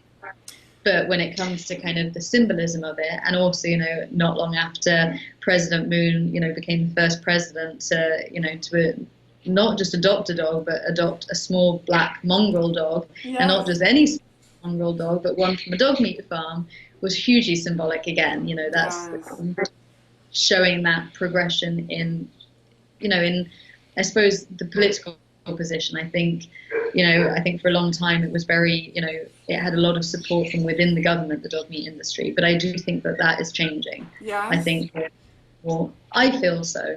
I'm sure there are some people who wouldn't necessarily agree with me, but, you know, people say, do you think South Korea will end dog meat? I was like, of course I do. I wouldn't do what I was doing if I thought there was no way. You have to keep the hope alive. Absolutely. And I truly believe it, rather than just saying it as a campaigner, as trying to be optimistic for supporters. I 100% believe that in our lifetime, we will have a dog meat free Korea, for sure. It might take 20 years, but for the older generation to die off and like new blood to come in, because ultimately it's going to take someone in government to really fight for this, you know, like so it can't be just like people in the streets petitioning and activism aside. Like we need someone to take this seriously and to push for it. I'm sure you work with like some very good lobbyists. I mean, HSI does lobby the government, or they're not allowed as a foreign organization? HSI is now officially a legal charitable entity in South Korea. So we have now have offices there as well. And you know, I kind of, whilst on the one hand, you ultimately, for sure, you need that kind of that political figurehead who's going to drive it forward. And there have been an increasing number of politicians who've come out with very progressive draft laws and regulations banning dog meat, and for the right reasons as well, you know, based on animal protection and based on recognizing that, you know, dogs are companions, they're not food, and that you can't make this distinction between meat dogs and pet dogs. Like it's fictitious. Yes. So I think when you meet these farmers, like, you know, nobody wants to take on their farm. You know, it's kind of like all of their kids now, they, you know, they either generally they have children and they say, oh, you know, they don't want to come back and visit, or, you know, they've all moved to Seoul and to the cities, and, you know, they don't want to kind of be coming back and spending their weekends on a dog meat farm or bringing their girlfriends and boyfriends home to kind of meet the family business. There's a lot of shame in it. And also there's a lot of, you know, a huge decrease in popularity. And we see that every year that goes by, it's less and less popular. You know, we're seeing restaurants closing down, like you mentioned. We're seeing slaughterhouses. We're seeing kind of, you know, the biggest markets of the country being closed down. And so if there's no demand and there's no chain to kind of process it, eventually the dog meat industry can disappear on its own. You know, I think that for the well-being of the dogs involved that are languishing on these dog meat farms, it needs to be a phased out and controlled approach, rather than just one that results in abandonment of, you know, up to millions of dogs in these cages on dog meat farms. So, you know, at some point, someone has to take responsibility for this phasing out, you know, and when I say someone, I mean the government, as in, like, it can't be, you can't rely on NGOs for that, because it's a huge scale industry with a huge number of animals involved. But I do think that kind of ultimately, you know, already younger generations, they don't recognize the dog meat industry. They don't want to take over the family business. No, they don't. Recognize it as part of their culture. But again, it's key to work with the industry, you know, and to kind of find solutions for all parties, because, you know, you do have a lot of people who will defend the dog meat industry, not necessarily for the dog meat industry per se, but for those who are reliant on the industry, for dog meat farmers. You know, it's a bit like the government's allowed them to do this for decades and decades and decades. So then, you know, there's a bit of sympathy like, but if you all of a sudden take that away, what's their source of income? What's their livelihood? And it is something that, you know, that the government, you know, has to take into consideration. And it'll be interesting to see what comes from, you know, the new kind of laws that are hopefully coming into place in China, you know, banning certain aspects of wildlife trade, where not so long ago the government was encouraging, you know, kind of villagers to farm. Because it was a money-making machine, right? Like that's how they would earn their money, who have, few qualifications or, kind of opportunities for many other jobs to That's what they farm can do. wildlife. That's right. So the government, again, there, it would be interesting to see if that, kind of can serve as like almost a model that can be modified and served as a, kind of something for the Korean government to look at as to how, something that you've allowed and even encouraged for a certain amount of time, how do you then compensate people who have built their livelihoods around that? Because HSI has some managed to close some dog meat farms, but as I understand, they are closing the smaller dog meat farms because it's not manageable. This big scale operations, it's like a factory farm here. Like you can't take 10,000 dogs at once. So you've been successful in negotiating with the dog meat farmers, offering them a better way of life, a different career. And providing the training, the resources, and the tools to transition their business into, I guess, blueberry patches, asparagus farms, and can you talk about how those negotiations are going? Are they still currently in 2020? Are they still able to close down even more dog meat farms, or is that something they're still working on? Yeah, so we've now closed 15 dog meat farms, and the next one, Farm 16, is due to close on the 6th of May, so next week. And it's frustrating because we were out there in February to kind of negotiations and to kind of vaccinate the dogs in preparation to get them out, and then COVID-19, like Yeah, with I put a everything in big our hole life. in that plan. Nothing's immune from this pandemic, and so we're going through with it. It's going to be a different approach to normally how we kind of remove the dogs straight to the US or Canada, and instead keep them in country in situ a bit longer, but to get them off the dog meat farm. But yeah, negotiations with farmers. I remember the first farmer we worked with. There was a lot of suspicion because never before had they had kind of an international, like anyone come and basically say we want to work with you, as opposed to kind of coming and wagging fingers and being angry. Yeah. It was very much a respectful kind of communication and trying to understand how he had kind of got into what he had got into, and what he saw as a realistic way out. And then how we've always worked is like, our former farmer who we've worked with normally introduces us to the next one. And it helps build up that trust, Okay. because because you have to kind of get in with them, because otherwise, they're very suspicious of kind of You have to earn their why you come. trust. Yeah, you have to earn their Right. trust. Yeah. Absolutely. So, but we've kind of now, there are so many more farmers who want out than we can ever work with, and and it's a shame. But obviously, this campaign is what I was kind of call creating models for change, whereby it's, as an NGO, can't take on an industry that consists of thousands and thousands of No. dog meat farms, livelihoods, not to mention millions of dogs. But if we can kind of create that create ambassadors in the form of both the dogs who we rescue, but also the farmers with whom we work. So the farmers themselves, the ones, it's not us saying it's a bad industry, it uses these Yes. bad things. It's coming from them themselves. And Yes. they always want out. I've never come across a farmer who says, oh no, business is great, I want to do this forever. I love Like, it. This makes me happy. It's just money. They just want to earn a living. And yeah. if you get it, there isn't any pride in it. There's often kind of like this whole kind of cultural defense, which has been created, to mask the reality of this industry. But the reality is there's no real pride. When you meet the farmers and you say, why are you a dog meat farmer? No one ever says it's because they did it either to defend, like, kind of national pride, or no one expresses any pride in it. It's the total opposite. It's normally a mistake. It's normally opportunistic. And don't get me wrong, there are some of these big, large-scale farmers who are making a lot of money. Yes. But the kind of small-scale farmers with like a few hundred dogs, like, they're not really making any profits. And No. it's so reliant on kind of demand, and basically they're producing more dogs than there is market for, which obviously means that it's a dying business on all accounts. Yes. The problem is with dogs, and so you kind of got all of these dogs essentially stockpiled on these farms. And what do we do for them? Yeah. And again, like a lot of large breed dogs that they kind of deem meat dogs, and you can't, they're very difficult to rehome in country. It's just Absolutely. huge numbers. It's But huge. I'm just curious because the Moran and Gupo meat market I've heard, and I think it was corroborated by some past guests, that the government actually, it was an initiative that was started in 2013 to clean up their international image and make it more touristically friendly destination, Seoul. So they moved out the slaughter operations elsewhere, and these farmers were paid handsomely. Apparently, they were paid between 2 to 3,000 a month to carry out their operations elsewhere.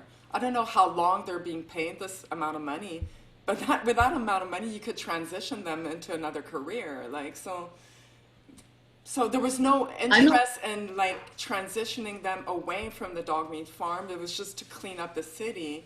But that's a large amount of funds. Like, are you aware of this, or is that, in your opinion, not factual? Or I'm not aware of it, so I wouldn't be able to okay, justify or say how factual it is. I haven't come across those numbers, and that's not my take on it. But maybe someone else has kind of different information or knowledge than I do.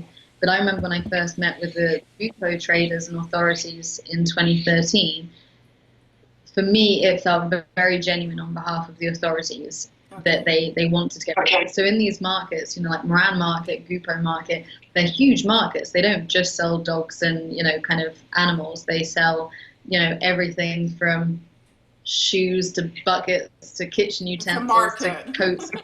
They're huge markets.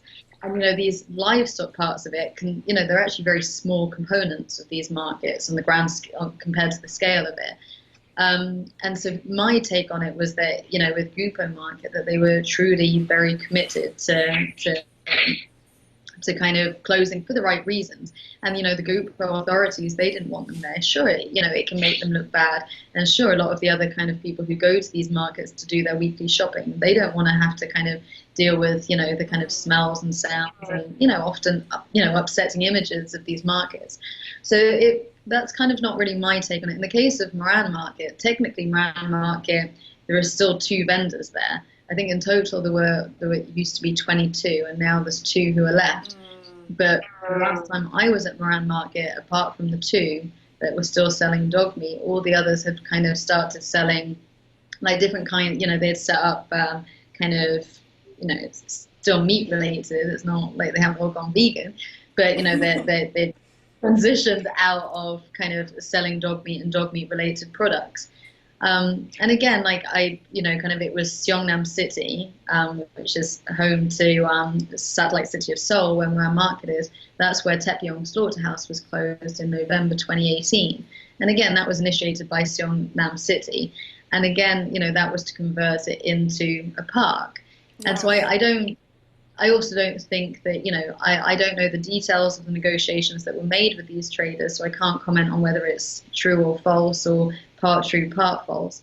But I kind of think either way, celebrating these victories and kind of celebrating the fact that the authorities are taking action.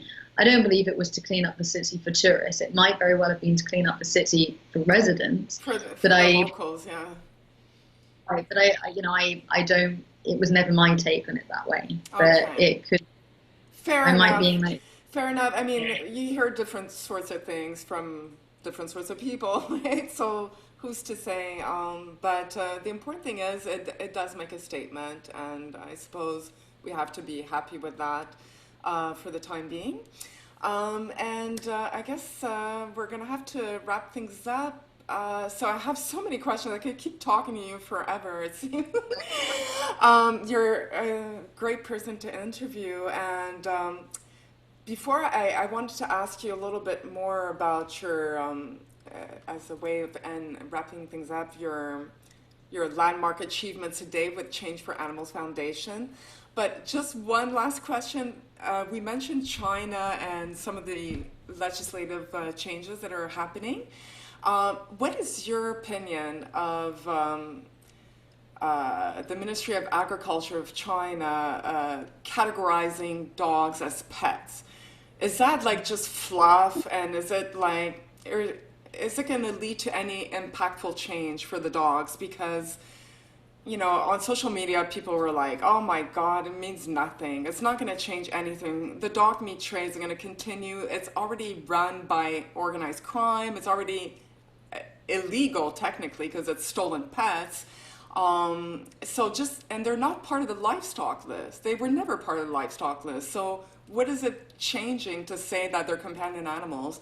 And he left off cats, by the way. So it was simply dogs are now considered pets. Well, what is your opinion of that statement? Is it going to lead to impactful change, or is it just, you know, a nice statement to make? And I think it could be a mixture of both. So I try not to be kind of pessimistic about, you know, or kind of overly suspicious of these changes, because, you know, no one was forcing them into this, and they could have left the dog, you know, the dog meat trade isn't really connected directly to kind of pandemic. You know, it's far more about wildlife rather than, you know, kind of domesticated like dog meat consumption per se. So they have kind of tackled it, and I do think that it does matter. You know, it's like we've seen in somewhere like Indonesia as well, where they've kind of said, you know, Indonesia does not recognize dogs as food. They're not a traditional source of food for Indonesian people. And that was essentially how Thailand, for example, ended up banning dog meat. Again, not many Thai people were eating dog meat. It was very localized. It's by no means mainstream consumption. But again, it's about differentiating between what's recognized as food and what's not recognized as food. So just looking at it from a dog perspective, without kind of our wider beliefs in other animals, because it always makes it difficult to be like, oh, thank God they're off the list, you know, the others, you know. So kind of just pretending that only dogs are the only thing that matter in the whole world. I do think it's because I know a big part of the campaign in Korea as well is to make sure that dogs aren't recognized as livestock, because as soon as they fall into that livestock list, it's over. There's kind of no. Yeah, and you know that's was always my biggest fear with the South Korea campaign, is to wake up and find out that dogs are being listed as livestock. So I think it's hugely valuable them kind of being explicitly removed from the list of livestock, and also being explicitly termed kind of companion animals. And I think that reflects changes coming from within kind of China, where, you know, it's like with all of these countries that we're talking about, pet ownership is rising rapidly. You know, it's far bigger booming business than dog meat. There's a future in the pet industry. The problem is in an unregulated pet industry, as we all know, there's huge animal welfare concerns as well. So it's not good news. It's a difficult, you know, it's a related but different issue in some ways. So I do think that it matters, and I think it gives the green light to cities like we saw, you know, like Shenzhen, who kind of then very quickly, you know, actually beforehand, kind of. So I think by having central government blessing, it potentially will speed up the snowball effect of having the first 2 cities become the first 20 cities. So I think it's almost like the blessing. That's how I kind of interpret it. It's like a blessing. I think you're right, because one of my guests had said that in China there's no like mainstream religion. Like there's not a religion that is adopted by everyone, that, okay, well, you know, when, you know, like for Catholic priests, if the priest says this, then people listen. And China, they look up to the government for guidance as to their moral, you know, compass, their moral decisions. And so if the government says dogs are companion animals, it is a big statement. Right. It is a big statement, because it's saying to the population, this is what we believe. And I think it's going to spread awareness. It's going to, you know, have a trickle-down effect, like you just mentioned. Cities will move forward with adopting these laws because it is respected by the government, you know. So I think it's more than, you know, the naysayers on social media would have you say. I mean, a lot of people fall into this loop of being so cynical, so pessimistic, and it's just no good place to work from, because, you know, if you lose that hope, there's no point in doing any of this. Yeah. Absolutely, and I think it's being smart. It's not just. It's a bit like when we managed to get, you know, kind of the central government Ministry of Agriculture in Indonesia to declare that kind of they were against the dog meat trade in Indonesia, and dogs weren't considered food. And they then, that was in August 2018, and in September 2018, they issued a directive to all the governors and mayors, throughout Indonesia, telling them, to kind of take action to discourage and tackle the dog meat trade in their provinces, cities, regions, sorry. And if that was all we were going for, we could have retired there and then. Like, okay, the coalition, we've got our directive, we kind of got our state political thing. But it doesn't mean anything, because then unless the kind of governors and then the painful job is following up to check that the governors and mayors and regions are all doing things.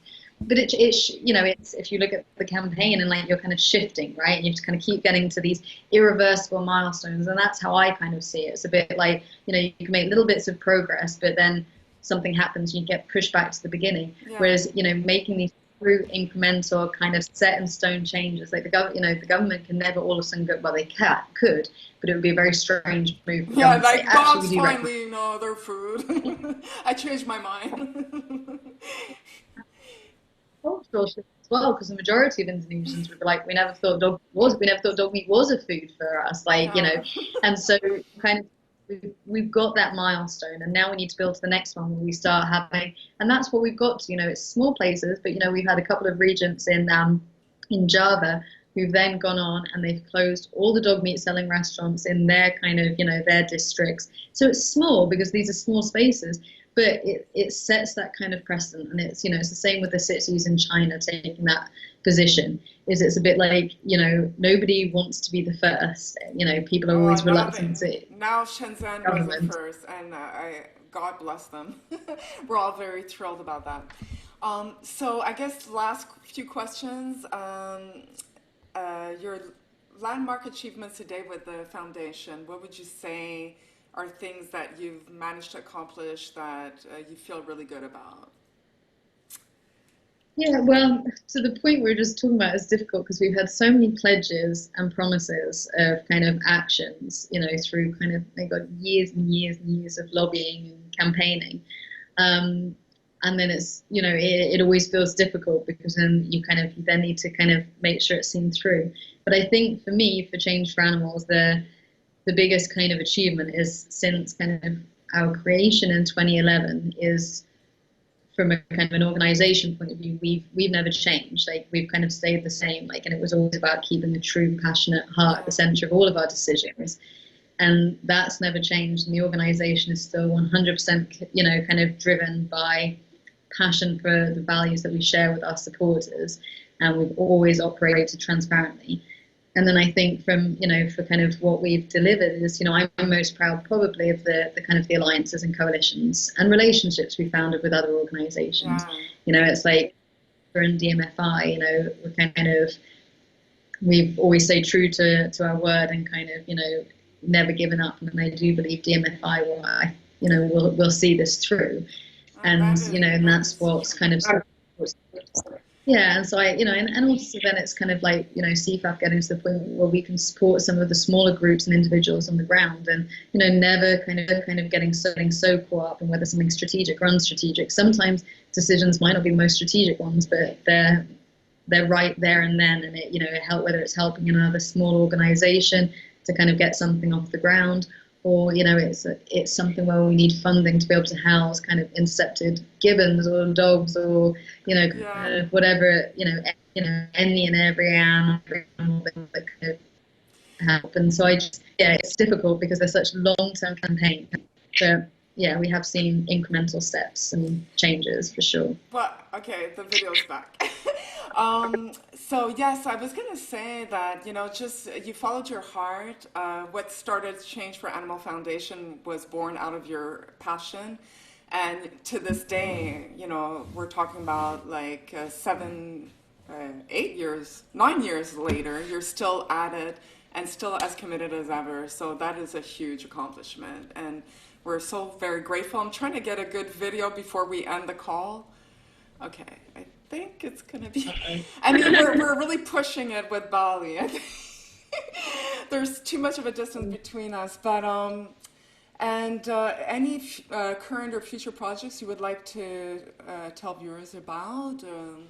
I know you've had some campaigns you have on your website for the month of March 2020. So you have those announcements. Do you want to share something about that? Right. Yeah, no, so generally for Change for Animals, it will keep being business as usual as much as possible, especially during these crazy times at the moment. And then I'm really excited for launching our cat meat campaign Yes. ASAP. Really, everything keeps getting postponed, but I'm really looking forward to kind of being able to kind of really try and drive that forward in Vietnam. And I'm hoping that maybe, kind of where there might be more opportunities with the cat meat campaign, we can maybe kind of build on that and piggyback on it to try and make some further inroads with Vietnam, which I do believe is on the cusp of change. It just needs to be really big change. So I'm definitely looking forward to that. And I'm really excited about a new campaign that well, it's part of an ongoing campaign. In Indonesia that we'll hope to be releasing within the next week or so, which bring together a lot of Indonesian celebrities as well as some well-known international celebrities who are being our voices and ambassadors in our cause for the closure of live animal markets in Indonesia, particularly the dog and cat meat trades, but also kind of markets that sell any live animals. And so I'm excited about the fact that maybe, just maybe, as well as some of the other things we've been talking about with regards to China, if something good can come from animals from this pandemic, and if it can include the closure of Indonesia's live animal markets, which is one of the key things we're fighting for, then that'll be a major victory for countless animals in Indonesia. So everyone looks out for that and gets involved. That would be great. Oh, well, thank you so much. I know we've gone way past our time mark, but I really appreciate talking to you. Like I said, I think I would love to chat with you some more. Hopefully, we'll have other opportunities in the future. And I'm going to wait for my Change for Animals t-shirt, which you kind of think Yeah. you might be able to pull some strings and get me one. I email Harry as soon as we get off the call. Okay. I'm making a note of it because my brain is like terrible at the moment. So I have a little piece of paper I note down everything on. Oh, well, for me, it's almost 11 o'clock at night, and I've been up since 4, so yeah, I feel you.